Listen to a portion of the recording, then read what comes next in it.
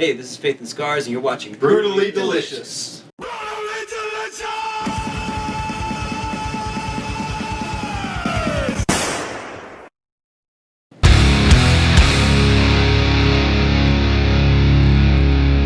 Yes, you are here with Faith and Scars, and we are here to show you how to tastefully ruin a steak, with lots of seasoning, of course. So for all you steak connoisseurs out there who like a little bit of salt and pepper on your steak and nothing else, be prepared to cringe.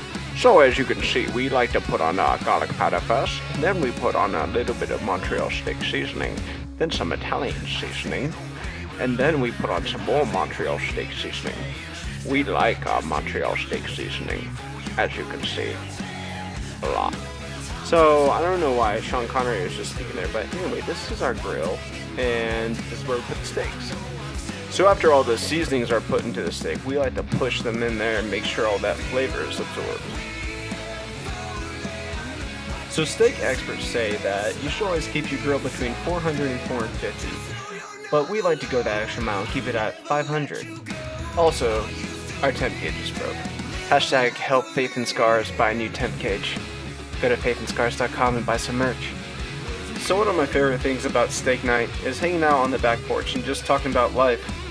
This is where a lot of deep conversations happen involving Faith and Scars and the future of the band. So at this point, the steak is seasoned and ready to go on the grill. And for the final ingredient that makes this steak so juicy and delicious is the Worcestershire sauce. Lots and lots of Worcestershire sauce. You're also going to want to set a timer for about 3 minutes and flip your steak after each 3-minute mark. And you're going to want to flip it about 5 or 6 times. So at this point, our steak has been flipped 2 or 3 times now and is ready to be flipped again with our guitar spatula. Can you name that guitar shape? Let us know in the comments. And here we are adding more Worcestershire sauce. Like I said, lots and lots of Worcestershire. And here we have our mac and cheese being prepared. First you want to fill up a large pot with 1 inch of water, like you see here. Next you want to bring that water to a boil. After that, you pour your elbow pasta into that boiling hot water. Next you want to boil that pasta for about 8 to 10 minutes, or as Logan would say, until al dente, because he's Italian. Here we have our cheese sauce being prepared, starting by melting 1 whole butter stick. Next you stir that melted butter with the Italian hands of Logan X. Look at him. He knows exactly what he's doing. He doesn't even have to look. And here we have Roger with the next ingredients, pouring in 2 cups of whole milk. There's the first one. And there's the second one. Very smooth, Roger. Good job. And our next ingredient is half and half, which Roger wanted me to hand to him behind his back, and I entered it the wrong way. Accidentally, of course. And then he goes to pour it like so. You're going to want to pour 2 cups in there. He kind of spilled a little bit there, but it's okay. We were taught to never cry over spilled milk. And here you have Mr. Logan X doing the honors of making this a very cheesy cheese sauce. All complete with his official Italian hands. And of course you want to start mixing in there a little bit, as you can see. And here at Faith and Scars, we believe consistency is key. That's why we always like to stir our sauce counterclockwise. I mean, clockwise. Right? I mean, counterclockwise. Of course. I mean, clockwise, of course. I'm to the side? What? To the side? I mean, come on, man. What are you doing? What? Pick a direction! So, anyway, then we pour a bag of sharp cheddar cheese into the pot and continue stirring. Clockwise? Whatever. Just make the sauce. Now we take it to the porch with the boys.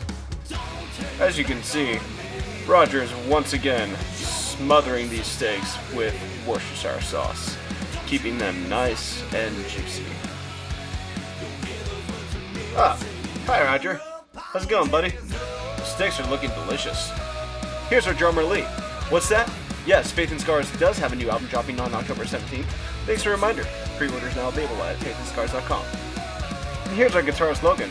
As you can see, he'd very much like to play you a song on his new guitar, the Spatula 3000.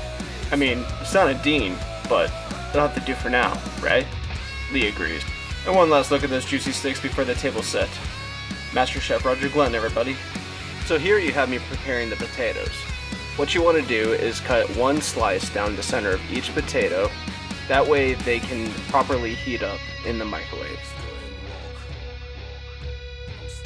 And here we have Logan staring suspiciously at my back. I'm not sure why. Here we have one of the most important steps in making the mac and cheese. Adding the cheese. Just look at that sauce pour over the noodles like silk. Delicious. You really want to make sure you get all the cheese into the noodles. It's really important, as you can see. Now we take you to the final steps of making Faith and Scar's special potatoes. You want to make sure you cut 2 tablespoons of unsalted Morning Fresh Farms butter using the measuring tool provided on the packaging. Unwrap it like so, and place it upon the center of the 4 potatoes you have. Once that's done, you'll be ready for seasoning the potatoes. The seasoning process is very simple, I promise. All we use is just a little bit of garlic powder, and we just kind of sprinkle it over it, as you can see. Also, side note, we just released a new music video for the song you're listening to right now, Never the Same. You can find that on our YouTube.